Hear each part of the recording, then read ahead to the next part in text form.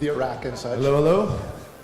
Welcome to the Speed Debates, a semi-annual tradition or something like that at LastCon. We've been doing it for years. These are our esteemed panelists. We'll introduce them in a minute, but I want to explain what speed debates are and what they're not, more importantly. They are not a highly academic, I want to debate whatever. I was in the debate club in high school, and we have pros and for and against and no. It's casual, have fun. Let's talk about AppSec. All right, so please don't take this too seriously. The comments of the participants may or may not represent their real feelings. They're going to be arguing towards a point that I will make. And the way we're going to work this, since we have a kind of larger group than usual this year, is they will, you guys can pick, I don't really care, who goes first. I will do there will be one team that will be in the affirmative and one team in the negative, and the affirmative team will go first and explain why the point is correct, then the other team will oppose that position. It's 2 minutes each, and then each team gets to pick one person amongst their team to do a 1-minute rebuttal. Okay, so it'll be for, against, 1 minute rebuttal, 1 minute rebuttal, all right? And we'll just start, since you guys have the mics, you'll be our first participants, all right? That sounds wonderful to me. That does sound wonderful. And after we have the for and against arguments, I have a high-tech applause-ometer by the name of David Hughes. Big round of applause, ladies and gentlemen. Yes. He will be our high-tech applause-ometer, and you will get to vote with your applause who wins which point. All right? And we should probably plant an app for that. Whatever. No. This is mobile security. My applause-ometer has left the building. Oh, well, it's okay. We'll press on. Yes. All right. You already skipped a question. Well, okay. This is really just for you. Oh, no, I'm not playing. The single biggest problem in security is the end user? No. No, that's a big question. I like it. Get it. No. This is the real question. I'll do this. This is where, what? You can just pick your talks. How about that? You can pick your talks. There are no real rules. I don't have anything. Yes. Do what? Let the ladies. Okay. Say the question, then we can pick these questions. Well, someone should be affirmative and negative, correct? Okay, you guys pick who's going to be negative and positive after he reads the question, okay? That works. Yeah, let's do that. That's cool. Okay, the question is, big data is the next security snake oil. So one side has to be affirmative to that, i.e. it is the next snake oil, and the other has to defend that it is not snake oil. So who would like this side of the room to be on the affirmative? Okay, and who would like this side of the room to be on the affirmative? It looks like you guys are the affirmative. Applause-ometer. Can we get the official call? Hardly required. All right, so who's going first for this side? You want to go first? So we are negative. You believe that big data is the next security snake oil. I think that was the opposite. They were the affirmative. Affirmative goes first. Okay. Who votes for a new moderator? Who's running this thing exactly? Who votes for a beer for the moderator? So, I'm sorry, I got lost track. Okay, it's late in the day. So you're the affirmative. Big data is the next security snake oil. Who wants to take that for team this side? We should really give you guys names. Team Josh.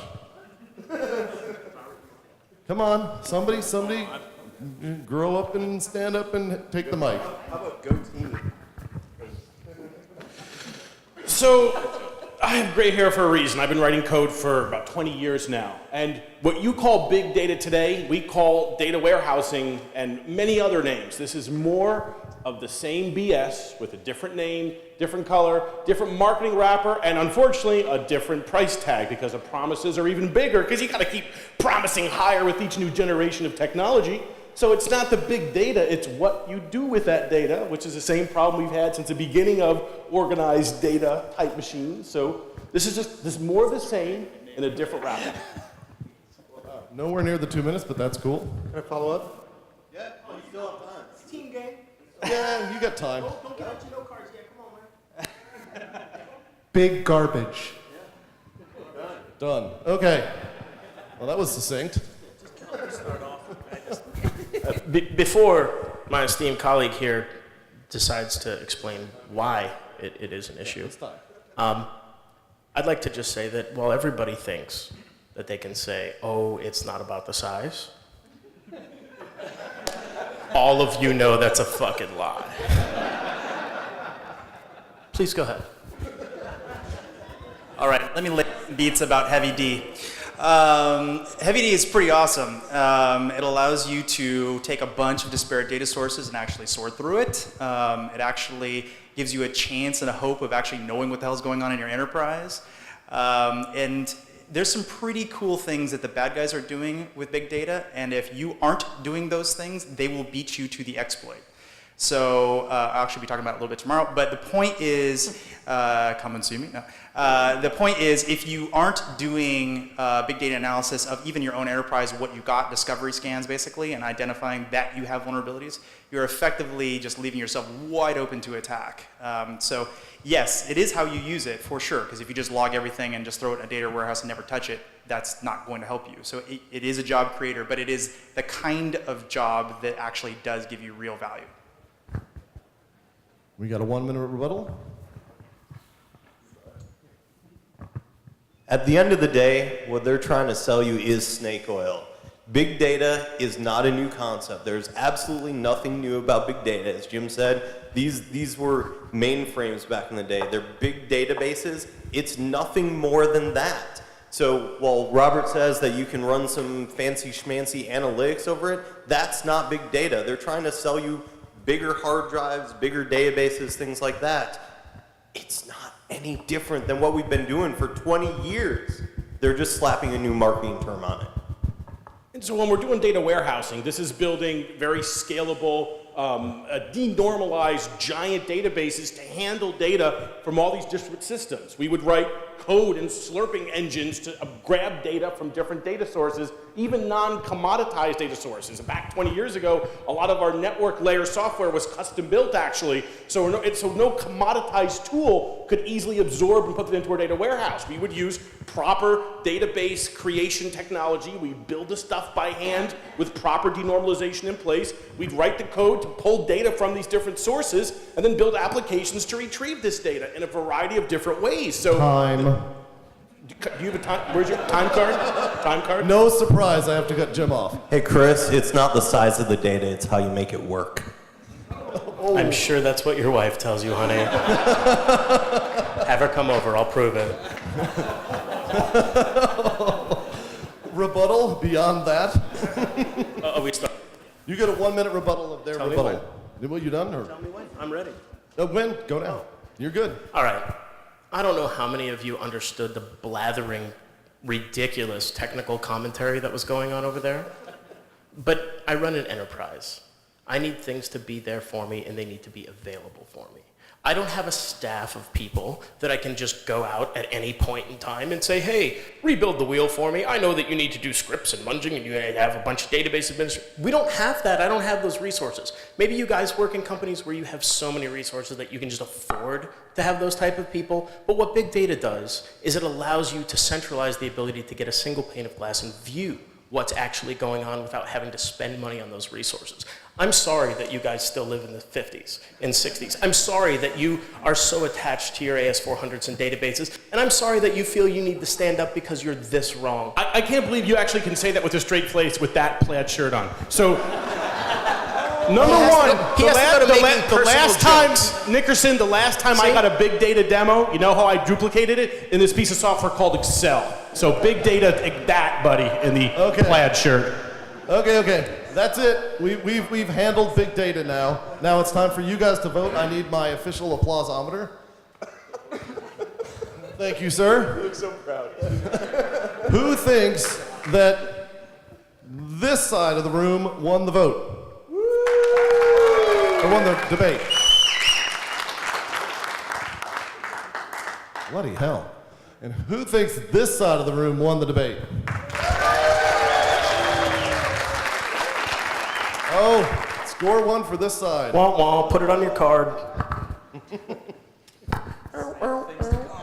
All right, now you guys are the affirmative and you are the negative. Oh, it just switches. We'll just switch because it's easy for me.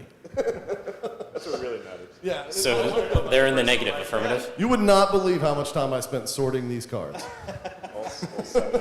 I'm changing my job to like big data pre-sales. Suckers. All right, our next position statement or what have you for this debate. SSL and the heart-bleeding poodle.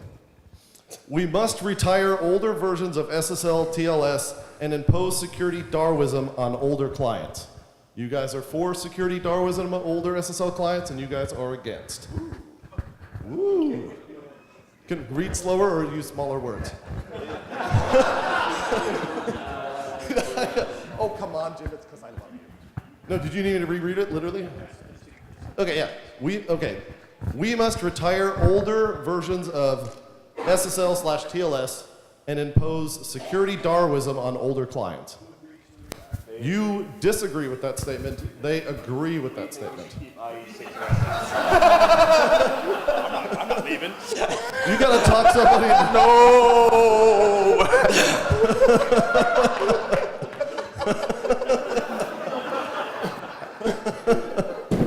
All right. You look handsome in that plaid shirt.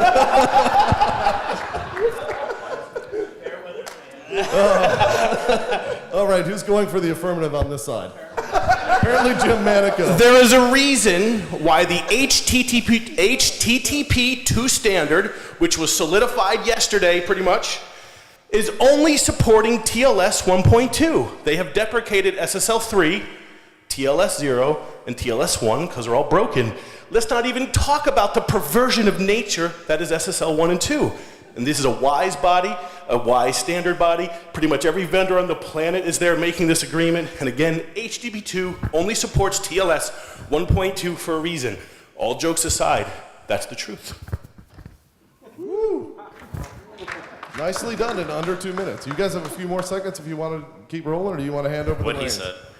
What he said. Hey, This guy. This guy. Who wants to start? Who wants to start the rebuttal? I'll start. All right, It's all so do you know how many of your users you just kicked off your website? And those users are giving you money, which pays your paycheck, Mr. Manico. Mr. Manico. That's what HTTP With no explanation 1.1. whatsoever, they logged onto your website and said, hey, I'm trying to give you my money because I want this thing of yours that you have, and you just can't even get on your website now because I use IE6, and I like IE6. I know how IE6 works, and I can't get off of it because I'm in China and whatever reason, right? Okay, or I'm in the enterprise.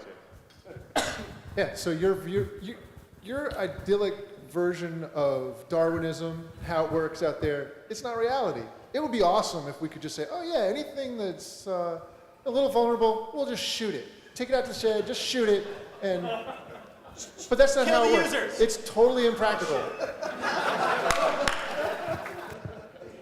So that's your side of the debate. Kill users. Good idea. That's great. That's really going to endear us to the development community. That's awesome. Awesome way forward, guys. Super idea. Since we have some more time, I'm going to just say that Chris, earlier today in his keynote, talked about how we have to embrace the users. We have to make them feel like they're special, like they matter. And I took that to heart. And because I took that to heart, I really feel like we just can't kill off these protocols like that. We have to socialize this with the users. We have to talk with them about the ramifications and things like that. And then maybe someday down the road when everybody agrees on this, then we can kill it off. But right now, today, no, we can't do that. Thanks, Chris. Thank you for changing. Thank you. 1 minute rebuttal? So I want to point out your straw man argument. We never said anything about killing anybody. So now you're trying to change the focus away from the subject at hand.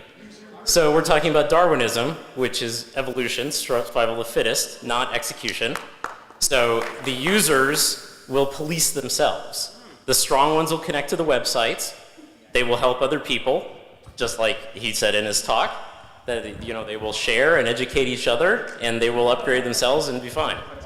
And gentlemen, there's this other thing called browser supporting multiple protocols. For you IE6 folks stuck in that world, you can live in the world of HTTP 1.1 and all the problems that come with it. For those of us who want Just because your company makes a secure browser, and just because you want to try and push that secure browser out to people by playing the other side, it does not mean that you're wrong. That's how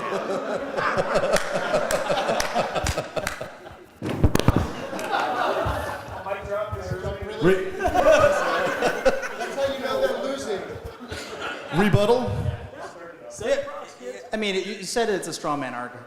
So if it were indeed a straw man argument, you would say that there's nothing actually life critical that goes over SSL. Oh, I don't know, like healthcare information or like MRI machines or political dissidents who need to be able to communicate over secure protocols and who can't update for whatever reason. There's all kinds of reasons, possibly because they're in a country who might actually give them malware instead of the update that they want. So yeah, I mean, you could say that there's no life at risk, and then you'd say that cryptography is not actually useful. Thank you. And you said it's evolution, right? It's not killing the users, it's evolution. Well, when has evolution ever happened in a single generation, okay?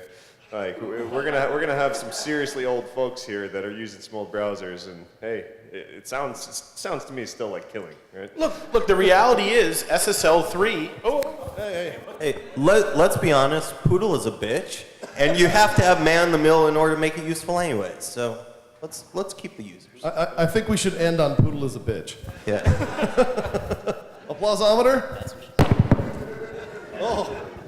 This mic still belong to us, guys. Come on. Come on. All right, who believes that this side won the debate?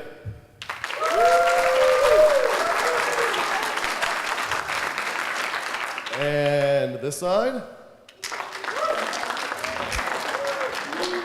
How you like that, Benedict Manico? Tied 1-1. Huh? Because they have a key. We will always beat you. I just want to put down that we had a traitor on our team.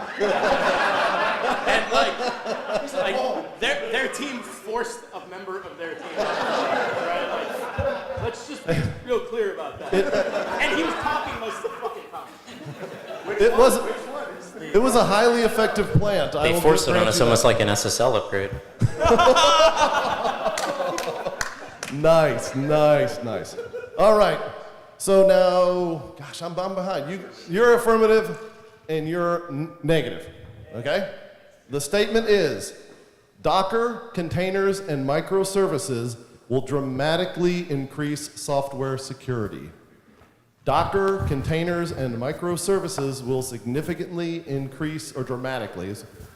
You believe, this side believes, that Docker, containers, and microservices will dramatically increase software security.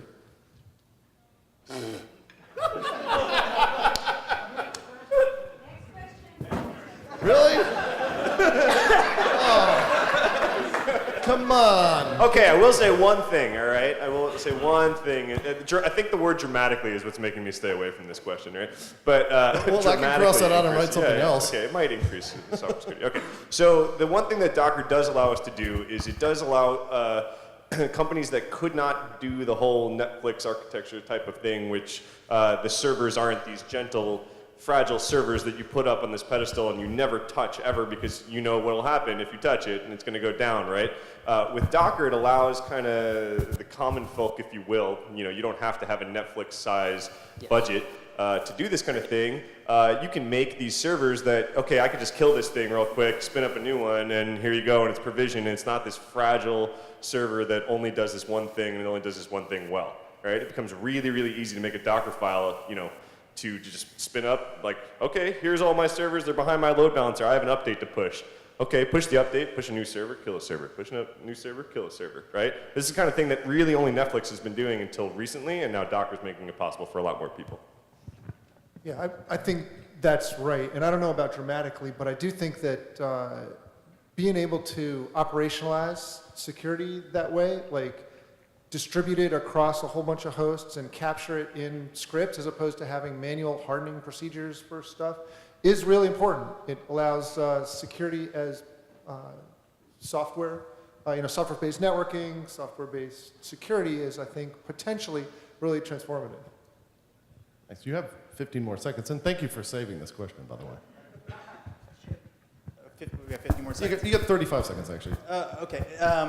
Again, dramatically is probably the wrong word, but there's some pretty cool stuff you can do if you can spin up and spin down servers programmatically. So if you, for instance, know you're under a denial of service attack, you can spin up a bunch of servers to sort of handle that load. Or if you think that there's a particular type of attack that's more of like a kind of like a it's trying to identify certain types of attributes about the site. You can sort of shunt that traffic off into its own container. So it's sort of attacking an isolated incident. What am I trying to say? That word that I'm trying to use. Instance. You all know that word, incident, whatever. You basically, what's that? Incense? No. Beep, beep, beep, beep. All right. That would be your time. Well, just briefly. Yeah, finish up. I actually don't think you're going to vote for us, but whatever.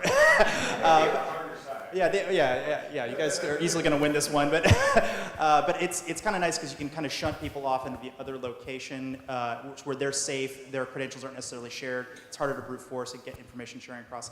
I wouldn't say that's dramatic though. That's just another evolution.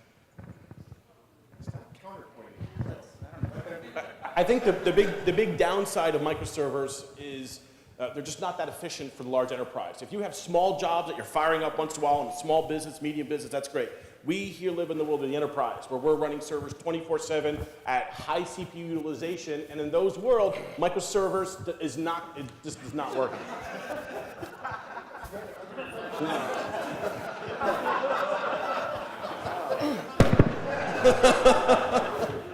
You guys have a bit more time left if you'd like to expound. I actually had a talk here today that was supposed to be about security using Docker and Linux containers, and I dropped it because I had nothing good to say about it.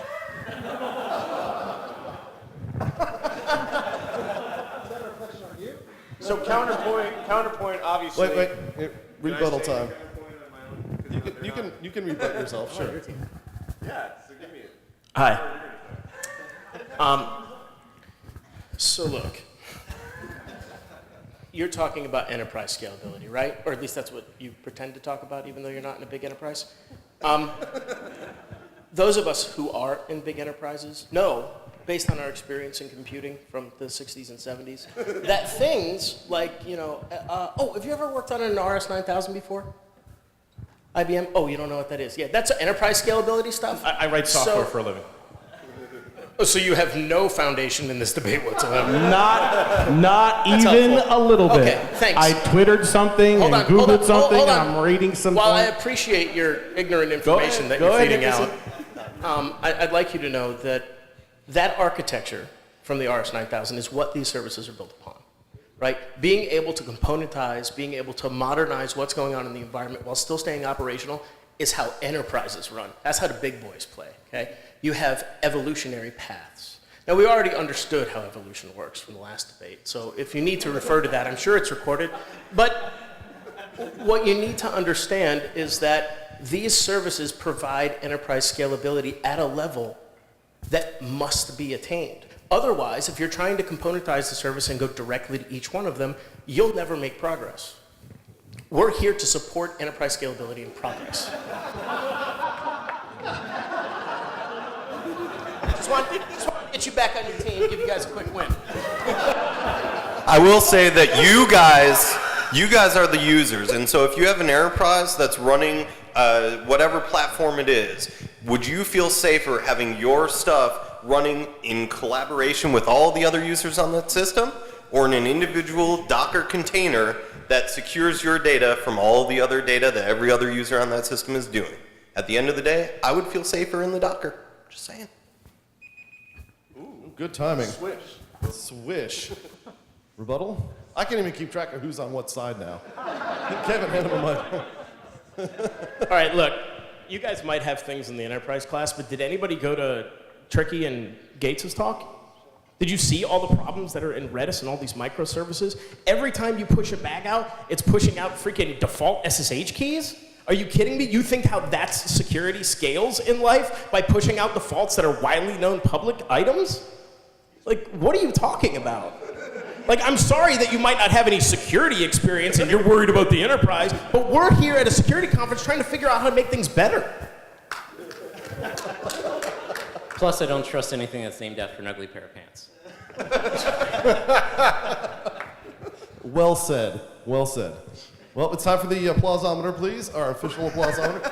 Whose team is what? It's part of the shtick. Chris Nickerson versus everyone else. Yes. Yeah, well, I could say the team that had Chris Nickerson on it, but that's not really... How about this side for winning the debate? Oh, my. Well, we might know what happens when I point to this side. Woo! All right. So we're 2-1 now. And moving on to the next question. Who the hell knows? All I know is Nickerson's losing, I think. All right, next question. This is a nice short, brief statement. Is it actually about application security? No, of course not. Are you 0 for 3 in that debate? What the hell am I doing up here? Entertaining. Hello. I can't remember. Who's the affirmative? You were the affirmative? Is this Yes, affirmative? they are now. Oh, okay. You're affirmative now. So the statement is, Edward Snowden is a hero. You're in the affirmative. You're affirmative. And you're negative. So who would like to take the first argument for the affirmative? Oh, yeah. Limited resources. You can sit wherever you... Would you think there's like rules going on right now? Come on. Sure. So, affirmative. Are you going or shall I? All right. This is a hard one, even though this was my idea that I gave you. This is yes, your idea. You're affirmative now. I know, I'm trying to frame it. So, Think of all the people that irritate you and speak for them. the thing that he did do, regardless of how he did it, is that he opened up the doors to the conversations around surveillance and privacy and data and anonymity that now is creating opportunities for general users to step up and say, what does this all mean for me? So regardless if you disagree with exactly how he did it, I think that there are elements of heroism. Oh, God. Like rocks coming out of my mouth. What is that bad taste? There are positive lessons to glean from that experience that Way to go, girl. That I think are... Power through this. Come on, you can do it. The boys club up here. And none of you can say anything. But we do have opportunities for greater discussions thanks to the work that he did and what he brought to light. Okay, hand the mic across the aisle. Let's do that now.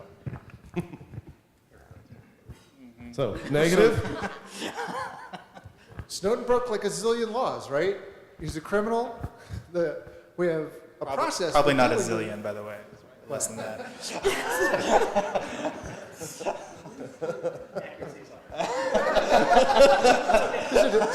Since when has that been a problem for you? Yeah. There's like a zillion laws, depending on what you count. So, we have process, and we have a system of laws in this country.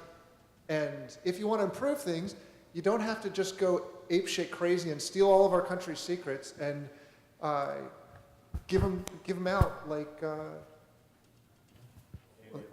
candy on Halloween. It's right there. Yeah. Hey, Edward Snowden is a criminal. He broke laws. At the end of the day... We're not debating if he's a criminal. We're debating if he's a hero. At the end of the day, if you look at the data that he exposed, that data is now in the hands of every single other country around the world that can now see the things that our government was doing to protect its citizens, to protect its military, to protect our country. And so by nature of exposing every single thing that our government is doing, he has put that data in the hands of our enemies, and he has put lives of American citizens, American soldiers, every single person in this room at risk. Edward Snowden is not a hero, he's a criminal, nothing more.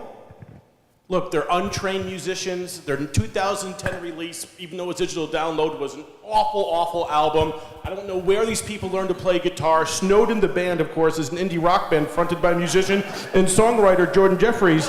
And I just think it's like there is way better music out there in 2014. Thank you. So, Manico has firmly established that Edward Snowden is not a guitar hero. Okay, so first of all, we're not debating whether or not he's a criminal, he broke laws, so that point is totally squashed over here. What we're debating is whether or not he added value to the conversation around security, which we are all interested in. No, we're not. We're debating whether he's a hero. Well, yeah. Okay. Nickerson added value to the conversation, but I would say. That's doubtful. Okay, fair enough. And then I lost my other point. Snowden is not a foot-long sandwich. Edward Snowden didn't add any more value than Snowden the band did. How many of you guys have heard of them? No value. So, as part of what he uncovered was the government actively spying upon its own citizens, which I believe is unethical, immoral, and illegal. So I don't see anything that he did that was wrong in that regard. That is, to me, the equivalent of a whistleblower. And we don't have a clear sense of what exactly was leaked. There's lots of speculation, and there's no affirmative reports of exactly what was provided. So, you know, there's a lot of Hollywood stories out there that are making more of this, in my opinion, than there needs to be. But it shines an important light on security, and that's what we have. I didn't think I would participate, but that sparred my participation. We all know that he worked for the NSA, right? And we all know that the NSA has counterintelligence operations, right? And we all know that the NSA runs games in order to gamify the system, in order to gain a... The fucking NSA got me! I had it! We know that they're gaming the system so that they can get more control of us. So what better than polarize us against a single common enemy than to gain even a greater level of control? This man's a fucking hero. Because he is the one that took one for the team so that all of the security that they want to provide can actually get there. So that they can see all of our traffic, not just a little bit. They needed to have a common enemy that everybody was like, whoa, so that we could automatically take hold and secure this country. That just got a little weird for me. But I actually do respect the way that he dealt with the problem. Like, he saw an insurmountable problem in his eyes. And he hacked the system. I mean, he found loopholes in that system that he was able to exploit, and I think everyone in here is doing penetration. Exactly. Okay. No, we have time for a rebuttal. He figured out a way to get out. So the question on the table is Snowden a hero? And we're going to say no over here, and there's a reason why. Now, did the results of what he did lead to some good in society? Maybe. That's debatable. But the question is he a hero? Let's look what he did. He dumped a bunch of information, got in a plane, ran away as quickly as he could, and went hiding in the mountains somewhere in Russia. I don't remember any story in history where the hero and a mighty warrior runs and hides behind a mountain from his enemies. That's not what a hero is. And look, they use the term whistleblower. There are whistleblower laws in this country for a reason. There are proper ways that a person can blow the whistle on their government. And Edward Snowden did not follow that. And do those work? Absolutely. That's why those laws are there. If you talk to the right people, those laws will have worked. But Snowden instead chose to disclose. But he tried to go through the proper channels, and he was shot down. This is like saying when you find an O-Day vulnerability, you should release it to the world because that's going to make life so much better, right? We don't do that. Let's debate that. Responsible disclosure, man. Okay. One more thing. We have to go back in history. Think of all the heroes in history. There's only one hero in history that bravely ran away, and that was from Monty Python. Monty bravely ran away. That does not fit the hero's story. Every hero in history broke laws. Every hero. Everyone broke the law. Not Gandhi. Oh wait, which ones got exiled? Oh, ooh. History's hard, isn't it? Dalai Lama ran away. You do this so well, David. All right, who believes this side of the room won the debate?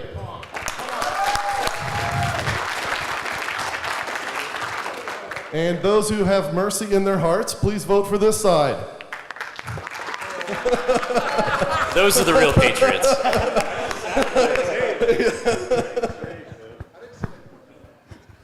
Yeah, that was interesting. That actually does not turn out how I I hope you all can live with That yourselves. motherfucker's a traitor. He should be shot. I would pull the fucking trigger if he was here. Tell us how you really feel. Well, that's how I feel. I figured as much. All right. Whew. I don't even remember who's in the affirmative, or let's see. Okay. You guys are in the affirmative. Well, wait till I read the thing. You might get one. Oh, there we go. You've got one now. All right.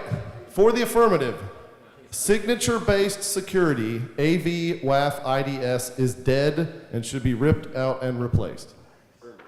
Affirmative. Signature-based security,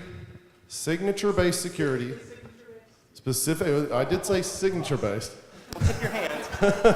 Hey, you got a softball last time. Let me be, come on. Signature-based security, AV, WAF, IDS is dead and should be ripped out and replaced. Who wants to start? Go, affirmative. Yeah, so, signature-based security used to be kind of cool. When protocols were really simple, the web was starting out, we had simple HTTP requests with readable, understandable parameters that you could look at and see some simple attacks. And it sort of worked a little bit, but that ship has sailed. Applications today are super complicated. It's not straight up web traffic. It's serialized objects going over WebSocket back and forth. The protocols are custom protocols per app. The data formats are custom protocols. Anybody looked at GWT traffic lately? It's ridiculous. And that's that's a simple one. Protocols are impossible to look into in perimeter protections that do signature-based detection. The signature approach just doesn't work anymore. Sorry.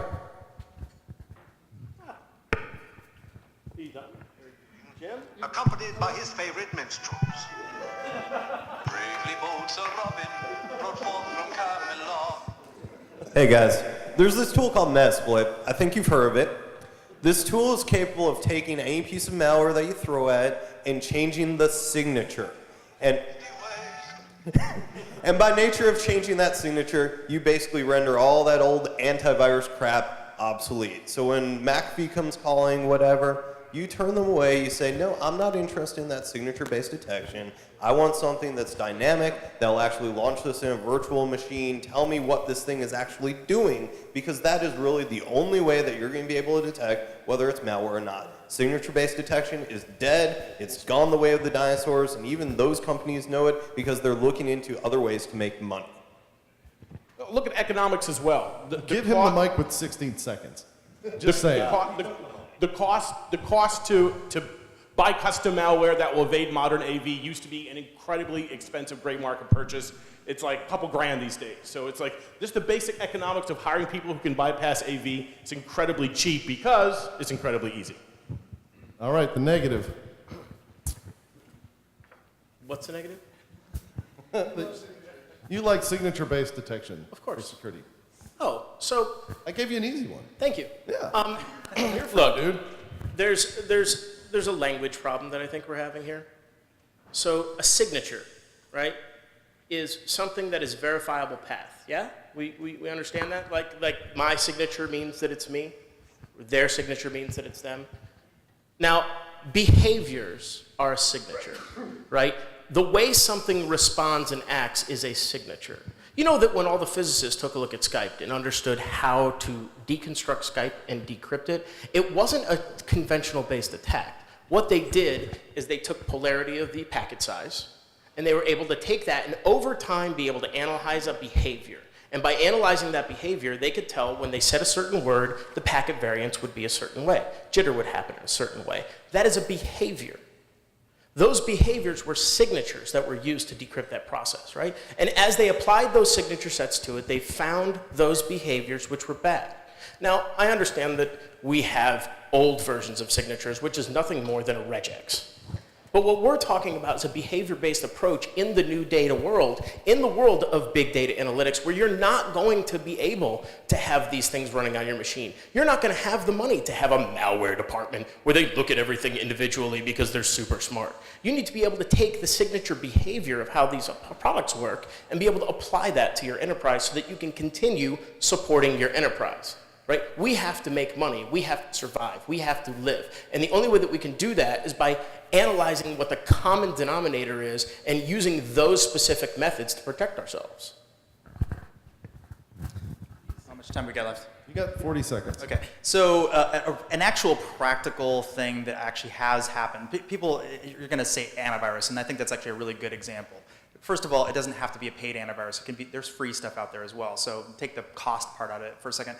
Maybe there's a cost in CPU time or whatever, but that's the only real cost.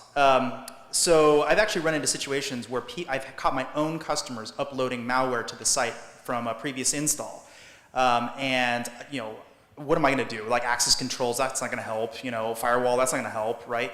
It was actually antivirus of all things in the world. Like you're thinking, like, that's the worst possible thing out there. Yeah, well, the point is, even something as crappy as antivirus does offer some security benefit in these weird scenarios. Even the crappiest signature, the dumbest thing, if it provides even one customer without malware, it's kind of worth having. What? Rebuttal? I don't think that's right. I don't think... No, it actually did happen. Trying to protect 1 out of 100 is not the goal. Right? If you've got limited resources in security to spend. It cost us nothing, by the way. Hogwash. It's free. It's actually free. So it didn't take you any time to install or configure, deploy or monitor or anything? No, it's all baked in, default, yeah. Package add, you're done. Okay, right. So, let's back up to your We should talk about point, DevOps which is sometime. everything's a signature. Is that your argument? Like, oh, well, it's not just specific regexes, or you go up a level, we could say, oh, it's not this pattern of events. Are you that's agreeing with me? No. Well, I'm saying, yeah, you don't is know. that really your argument that everything is a signature? Like Correct. every kind of attack that's possible is a signature, so by default, then signature-based detection is perfect? Behavior-based. That's a signature? You have to create a signature in order to identify the behavior. You know, in the movie The Incredibles, where they say, You have a signature if and you everyone's think, super, correct? then no one is? Oh, That's do like you the- have? Do you have a solution? Because we have solutions for our problems. Do you guys have one? Yeah. Do you have one? Behavior-based intrusion detection is a thing. It's not signature-based. The reason. Oh no, it is. If you find everything is a signature, then yeah, you're right. But that's ridiculous. Wait, you don't have custom use cases that define whether the behavior is good or not? Because that custom use case is a specific signature you write. Oh, snap. Are signatures procedural in your head? Like, is it more than, can it be a sequence of an algorithm? It can be, sure. So everything is a signature. Huh. How about that? Thank you. If you agree with that, Signature-based security, in parentheses, AV, WAF, IDS, is dead and should be ripped, replaced. We're not talking about behavioral analysis. You're talking old school antivirus, web application firewall, IDS. You're talking about taking a series of packets on the wire, running a hash algorithm, coming back with the signature, and then running that against a list in your database of bad stuff. Hold on. In our case, we are looking at behavior. If we filter out behavior, then we don't have a debate.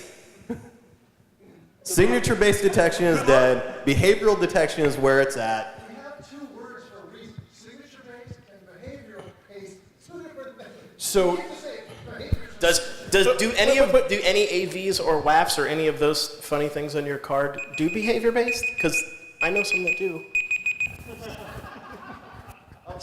So we've had signature-based. So you're saying we can, Jeff, this is awesome. I didn't know AppSec was so easy. We can give up secure coding. We can give up building secure software. Let developers write the crappiest garbage out there, and almighty Nickerson and his web application firewalls and his signatures are going to solve the problem. We're done. I didn't know it was so easy. So we've had signature-based tools for over 20 years, and you're saying we should just throw that out. So you're basically making the same argument as the anti-vaccination. Oh, okay.